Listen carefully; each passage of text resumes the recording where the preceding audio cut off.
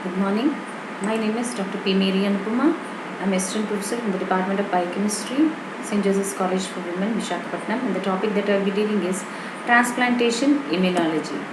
The contents include introduction, need for transplantation, history, types of grafts, graft rejection, and types of graft rejection, prevention of graft rejection. So, what is transplantation?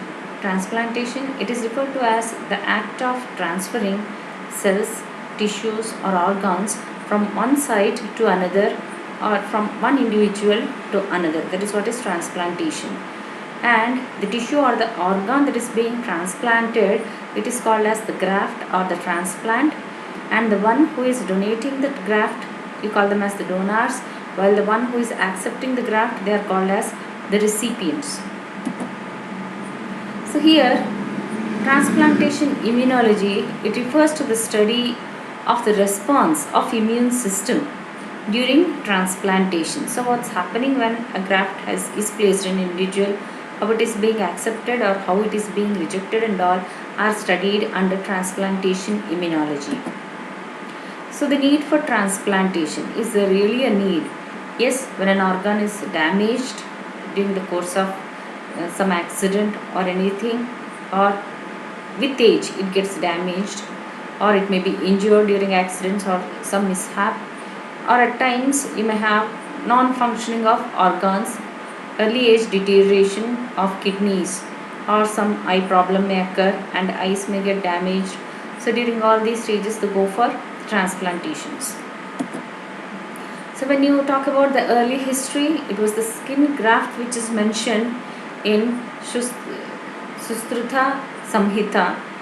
It records that a skin is transplanted, and official records what we have is that there were some unsuccessful cases which were reported also. In 1912 we have vascular transplantation which was rejected.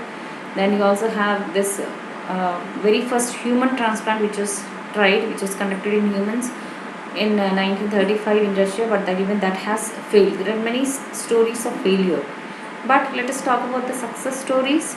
So successful skin transplant, it was studied in the mice wherein they could induce immune tolerance, and then it led to the acceptance of graft. That was in 1950, while the first successful transplant in humans was that of the kidney in the year 1954. So later on you have several organs which are being transplanted, like you have kidneys, pancreas, heart, lung, liver, bone marrow, and even cornea transplantations. There are a number of transplantations which are being done between individuals who are not genetically identical. Between non-identical individuals also these are being transplanted. And studies like studies on immunosuppressive agents, that has brought about a revolution in this graft in transplantation and acceptance of these grafts. And new methods are also being developed to induce specific tolerance to a particular graft.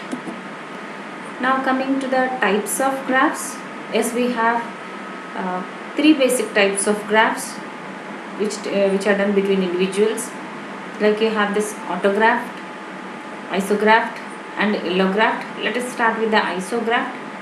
Isograft is between identical individuals, like you have genetically identical twins, and in those people the graft is easily accepted. Such type of grafting is called as isograft.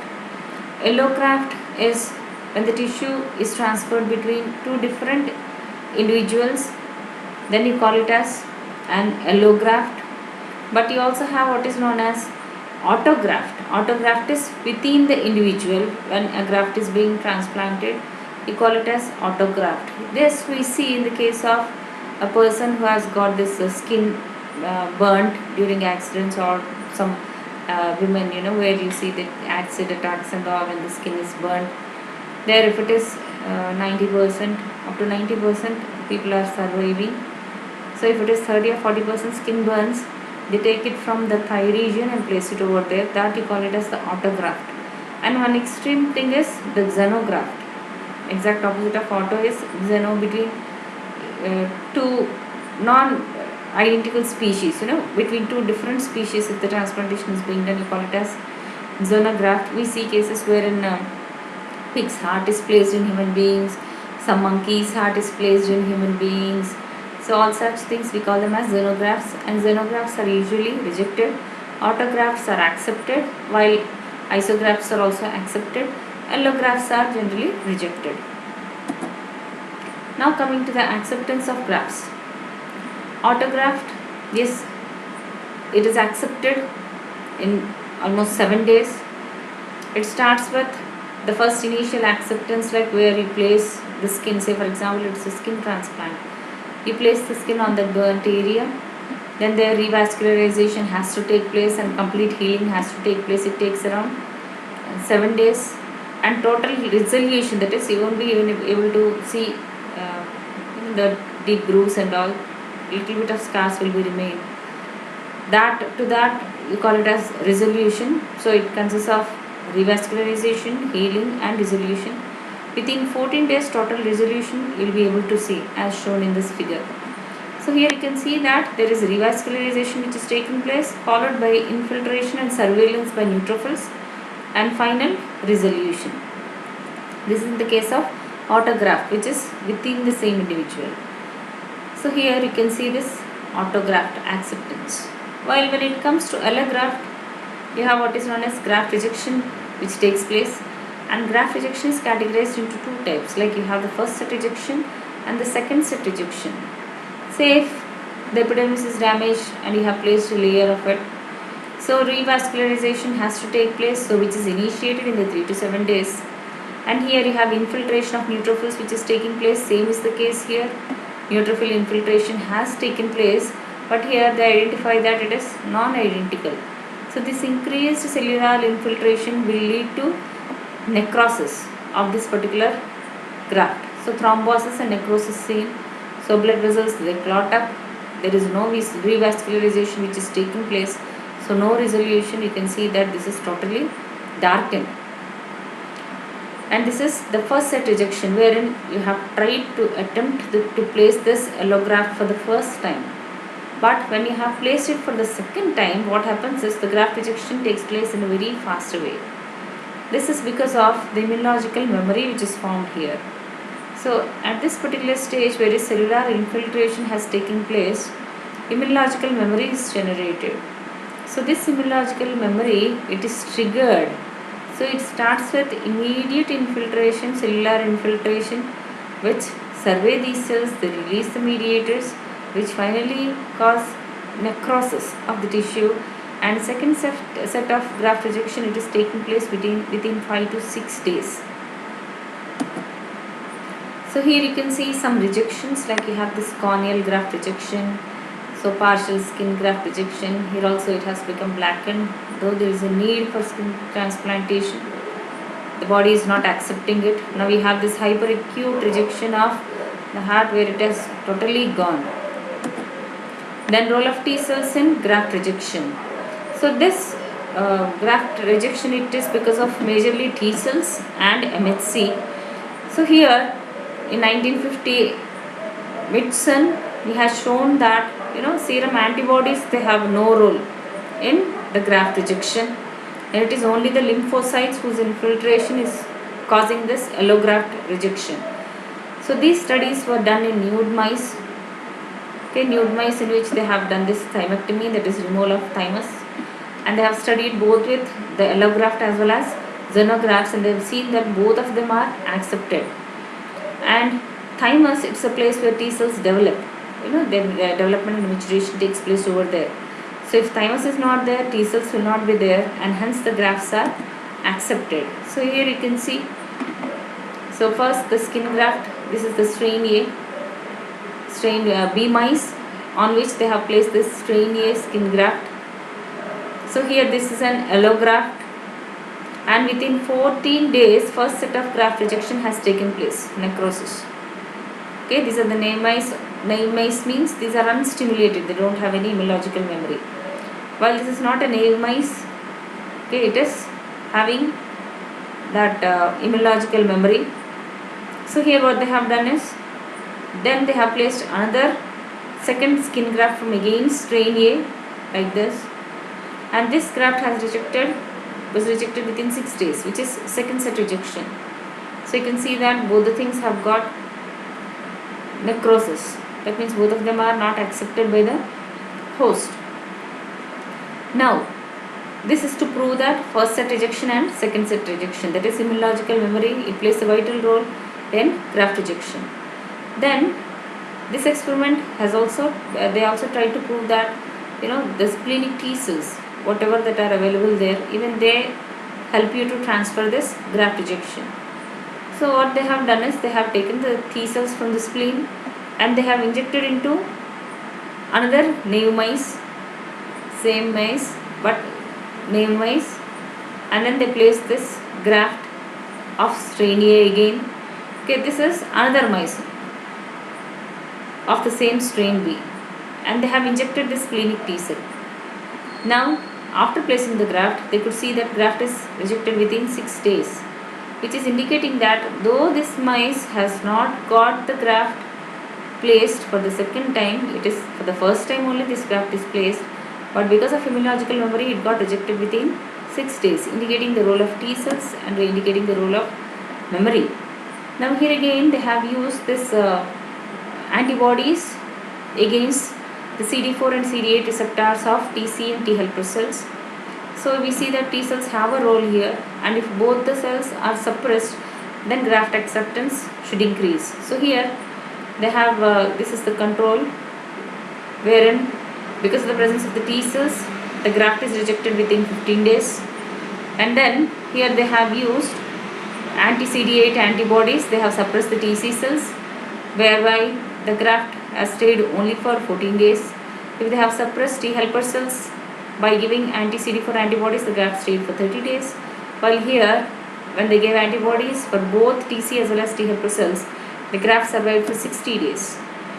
Then the role of MHC in graft rejection is MHC. It is nothing but major histocompatibility complex, which is present on all the cells, and this MHC has a vital role to play in graft rejection. So coming to the role of MHC, is every individual has their mark of MHC. Every cell has a mark of MHC. We have 40 different loci, a cluster of MHC genes which have a vital role to play in graft rejection. So this MHC varies from individual to individual, and for this, if you are trying to see the MHC within the family members, it is like there is just a 25% chance of graft acceptance between between two offsprings of the same individual. While when you think about this identical twins, genetically identical twins, they inherit the same haplotype and hence the graft is accepted. Now coming to cell-mediated graft rejection. Cell-mediated graft rejection, it is primarily because of MHC molecules which are expressed on the cells of the graft, and the process of graft rejection occurs in two phases, that is sensitization phase and effector phase. Sensitization phase means the antigens which are present on the antigens of the graft, they are attacked by these lymphocytes, that is CPN. Okay, they see that it is antigenic, and then the cells take it up and they process it and present it to the T helper cells. So that is what is the sensitization phase, where the T cells are sensitized. When it comes to the effector phase, it is the phase where the T cells which are sensitized in the first phase, they start releasing mediators whereby it affects the graft rejection or it leads to graft rejection. In this image we can see, so APCs, that is antigen presenting cells, they are the cells which take up the antigen, that is the cells from the graft. Okay, they eat away the graft, they take up that cell markers, some proteins of the yellow antigens, and then they present them onto their surface which are recognized by the T helper cells. These in turn release several secretions. So they can release interleukin 2. Interleukin 2 can stimulate T delayed type of hypersensitivity cells as well as T cytotoxic cells. If T delayed type of hypersensitivity cells are stimulated, these start releasing two secretions, that is interferon gamma and tumor necrosis factor beta. Interferon gamma, it can lead to activation of macrophages which directly give out lytic secretions onto the graft. This can also stimulate the host surface to express more of MHC, which in turn will lead to excess activation of the TC cells. So this tumor necrosis factor beta itself has cytotoxic effect on the graft. Interleukin 2, it can directly activate TC cells, T cytotoxic cells, which upon activation become CTLs, that is cytotoxic T lymphocytes, which bind to the antigens expressed on the MHC class 1 molecules of the graft, and these start giving out lytic secretions which cause damage to the host cells. Apart from this, T helper cells also release IL-2, IL-4, IL-5 and IL-6. These interleukins, they cause division, differentiation of B cells. More of B cell formation takes place. These B cells which are activated, they divide and differentiate into memory cells and plasma cells. Plasma cells start producing antibodies, and these antibodies bind to the surface antigens of the graft, which in turn will activate complement, leading to lysis of the graft. Apart from this, even NK cells, macrophages, they can also lead to antibody dependent cell mediated cytotoxic effects, whereby the graft is damaged. So clinical manifestations of graft rejection. There are 3 phases of graft rejection, 3 types. We have hyperacute, acute and chronic rejections. Coming to hyperacute rejection, this is because of pre-existing antibodies in the individual. Say for example, a human being is repeatedly receiving blood transfusions. The body immune cells, they will be exposed to all sorts of antigens, antigens, thereby leading to the formation of antibodies. The serum will be having pre-existing antibodies against antigens. So here what happens is, once the graft is placed, revascularization will be taking place, but the alloantigens will be recognized by the existing antibodies. So they will bind here to the endothelial cells. This will lead to complement fixation, increased cellular infiltration, thereby thrombus formation, and there is no revascularization. That is, first phase of graft acceptance itself is stopped in the case of hyperacute rejection. So here you can see what's happening is, say for example, a kidney is placed. So here the recipient has received the kidney, but they have the pre-existing antibodies. As the antibodies, as the blood vessels, they start forming, blood circulation is restored, the antibodies go there. They see the antigens, they recognize them, they bind to them. This will activate complement formation. So you have increased complement fixation. During that process, you have complement split products which are formed, and some of the split products, they act as neutrophil chemotactic factors which come to that particular area, release those lytic secretions and start damaging the blood vessels. Thereby you have what is known as blood vessels are damaged, increased platelet adherence will be taking place, and vascularization is blocked. Entire clot takes place here. Thereby the graft acceptance will not be there, rather graft rejection occurs. Then you have acute rejection, which takes around 10 days. Here you have massive infiltration of macrophages and lymphocytes to that particular area because of the T helper cells. So their activation and proliferation, all these things lead to graft rejection. While you have chronic graft rejection, it takes some months to years. Slowly, as the system gets exposed, the humoral immune system as well as some cell-mediated immune responses of the host, they get stimulated, and slowly they lead to graft rejection. But this graft rejection can be avoided by doing certain tests. We have what is known as tissue typing. Before tissue typing, they go for blood group testing. They match the blood groups. Then they do this tissue typing to determine MHC. Then they do microcytotoxicity tests, in which they see to what extent there is difference in the MHC between individuals. Then mixed lymphocyte testing is also done, in which the extent of compatibility, the percentage of compatibility between the host and the recipient is matched. All these are done to prevent the graft rejection and see the tissue compatibilities. Then even in kidney transplants, they go for matching of MHC class 1 as well as MHC class 2. But matching of MHC class 1 has little effect, than MHC class 2. That's what they have studied.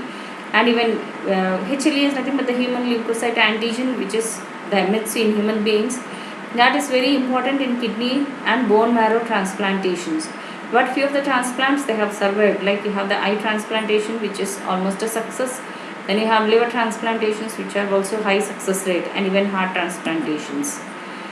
So in order to make the graft accept, you have to do something with it. You have to stop graft rejection, for which they started using these immunosuppressive drugs. That is what is immunosuppressive therapy. You need to use the transplants. You have to go for grafting. So for that you have to develop these immunosuppressive agents. These are of various categories, under which the first one is mitotic inhibitors. Like you have azathioprine, which is a synthetic drug. Here it is inosinic acid. It blocks the synthesis of inosinic acid, which is required for the purine synthesis. Then you have cyclophosphamide, which is an alkylating agent. So here this cyclophosphamide, it gets inserted into the DNA double helix. It gets cross-linked with the DNA double helix. Thereby it prevents DNA formation, which is required for the dividing cells. Then you have methotrexate, which is a folic acid antagonist. So it blocks the purine synthesis again and inhibits mitosis non-specifically. So here what you see is a decrease in T and B cell formation is seen. Thereby there is increased acceptance of graft. Then you have corticosteroids like prednisone, dexamethasone. These are also found to be very potent anti-inflammatory drugs which can be used. Then you have fungal metabolites like cyclosporin A, tacrolimus. These both, they block activation of the main cells, that is the resting T cells, and they inhibit the transcription of the gene encoding for interleukin 2. If you recall, interleukin 2 is the primary interleukin which is responsible for activation of all the other immune cells. So once IL-2 is blocked, so this graft rejection is blocked. Then rapamycin, it inhibits proliferation and differentiation of T helper cells in the G1 phase of cell cycle itself. So all these are being successfully used in kidney transplants, liver transplants, heart transplants, and bone marrow transplants, etc. And the graft survival is increased. Next, one more thing that is there is total lymphoid elimination. This was done previously wherein they used X-rays. So X-ray radiation, it is done like 200 radiations per day for few weeks until a total count of 3,400 radiations were administered. This leads to total lymphocyte elimination and then graft is placed. So whatever cells that are found from then, they start treating the graft as self, and thereby the chances of acceptance of graft will be more in case of total lymphoid elimination. Then you have specific immune suppressive therapy in which monoclonal antibodies can be used. That is monoclonal antibodies directly to block the T cells. If T cells are not there, obviously the other signals, co-stimulatory signals which are required, they will be blocked, and hence graft rejection will be totally stopped. You have one more thing which is called as graft versus host reaction. Till now the host is eliminating the graft, but now graft is causing damage to the host. So here what you see is some immune cells, they start moving out from the graft into the host. We see that host immune system is suppressed. So these cells, they start taking over the person, and then they start reacting to the person, and they start presenting the naive cells of the host that their antigens are non-self antigens. And so during this process the host gets damaged. You see symptoms like skin rash, the person becomes very much thin, diarrhea, hepatomegaly, that is enlarged liver, then splenomegaly, and as spleen is seen, there is increased bilirubin production, bile ducts they get damaged, anemia, and all these things. So finally I conclude that yes, grafting is important, transplantation is important. There is increased transplantation, increased need for graft is there. So there is a need for donating organs also. Please donate organs. If you are donating an organ, you are giving life to an individual. 13th August, which is coming up, it is the organ donation day. So before we die, we can do something for the people, You are, and could be someone beginning, our end. It could be someone's beginning. So pass on the gift of organs. Thank you.